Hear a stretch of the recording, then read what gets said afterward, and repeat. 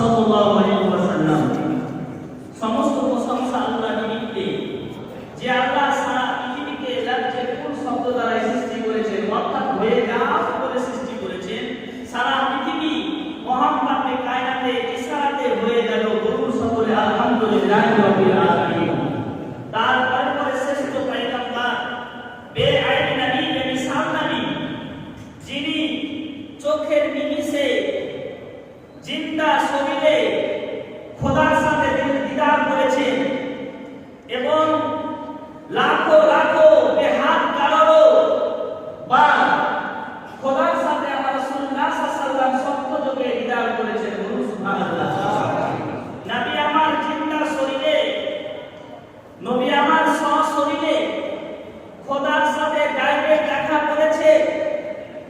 আপনার বুখারী শরীফ তাতে লেখা আছে, মুসলিম শরীফ তাতে লেখা আছে যে রব্বে কায়নাতের শ্রেষ্ঠ পয়গম্বর আমার বেআইন নবী কেমন করে মেরাজ করছে।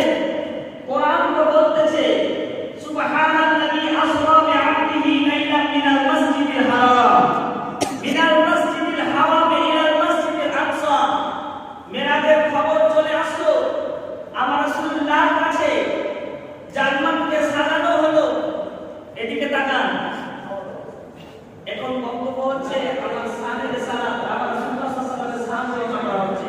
সেহেতু এখন আপনাদের মাইন্ড মানে এই জালসাতে থাকবে। আমার রাসূলুল্লাহ সাল্লাল্লাহু আলাইহি ওয়াসাল্লাম যখন মেরাজ করতে যাচ্ছেন, তার আগেকার সংক্ষিপ্ত ঘটনা, জান্নাতকে সাজানো হলো, জাহান্নামের দরজাকে বন্ধ করা হলো।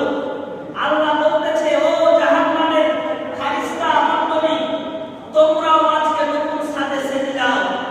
আজকে বিশ্বপুর সরকার সাহিবে আল্লাহ সাল্লাল্লাহু আলাইহি ওয়াসাল্লাম মেরাজ করবে। আল্লাহ বলতেছে, যাও জিবরিল, আমার হাবিবকে ডাকিয়ে দাও, তোমার সাথে তোমার প্রভু দেখা করবে, দিদার করবে। কোন জায়গাতে? জায়গার নাম নো প্লেস, কিন্তু ইতিহাস বলতেছে সেই জায়গার নাম হচ্ছে কাবা ও কাউসান। এটা একটা নো প্লেস। সেই জায়গাতে রাসূলুল্লাহ সাল্লাল্লাহু আলাইহি ওয়াসাল্লাম খোদার সাথে ডাইরেক্ট দেখা করেছেন। আপনার কোরআন শরীফ বলতেছেন সমস্ত প্রশংসা যাবতীয় পানি আল্লাহর জন্য। সুবহানাল্লাযী আসরা বিআবদিহি লাইলাম মিনাল মাসজিদিল হারাম ইলাল মাসজিদিল আকসা। যিনি তার বান্দাকে, নিজের মাহবুব বান্দাকে সারা রাতে জাগরণ অবস্থাতে আপনার রাতে রাতে মেরাজ করিয়েছেন। মসজিদে হারাম থেকে মসজিদে আকসা পর্যন্ত নিয়ে গেল। এটা কোরআন আপনার বলছে। তারপর থেকে কোথায় গেল? ইতিহাস সাক্ষী দিচ্ছে।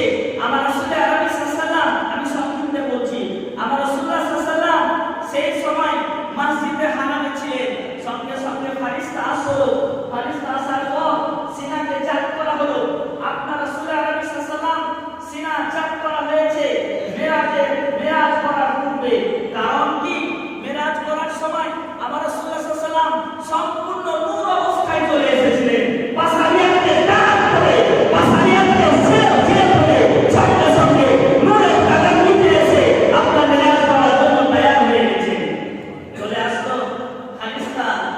আসার পর বলতেছে, হাবিব, ও আমার হাবিব, ও বন্ধু, তোমার শ্রেষ্ঠ পয়গম্বর, তোমার শ্রেষ্ঠ যিনি রাম, সমস্ত কিছু থেকে বাদ তোমার সাথে দেখা করতে চেয়েছে। ইয়া রাসূলুল্লাহ সাল্লাল্লাহু আলাইহি ওয়াসাল্লাম, চলুন আজ চলো ইয়া জিবরিল। আল্লাহ বলতেছেন, জিবরিল জলদি যাও, আমার হাবিবকে ডেকে নিয়ে এসো, আমার হাবিবকে বলাও। তখন সেই সময় আমার রাসূলুল্লাহ সাল্লাল্লাহু আলাইহি ওয়াসাল্লাম নতুন সাজে সেজে গেলেন। মসজিদে হারাম থেকে মসজিদে আকসা অবধি চলে গেলেন। বলুন সুবহানাল্লাহ। তারপরে আপনার সেখানে 2 রাকাত নামাজ পড়ালেন। 2 রাকাত নামাজ পড়াতে যাচ্ছেন, জিবরাইল আমিন আকামাত প্রদান করলেন। হযরত ইব্রাহিম আলাইহিস সালাম সাফ পেতে দাঁড়িয়ে আছেন। ফেরেশতা মণ্ডলীরা সাফ পেতে দাঁড়িয়ে আছেন, লাইন পেতে কাতার করে দাঁড়িয়ে আছেন। বলেন, কোথায় ইব্রাহিম আলাইহিস সালামের মাজার? কোথায় মুসা নবীর মাজার? কোথায় ঈসা নবীর মাজার? সমস্ত মাজারকে ছেড়ে দিয়ে আমার রাসূলুল্লাহ সাল্লাল্লাহু আলাইহি ওয়াসাল্লাম হাজির হয়ে গেলেন। আজকে রাসূলের পিছে 2 রাকাত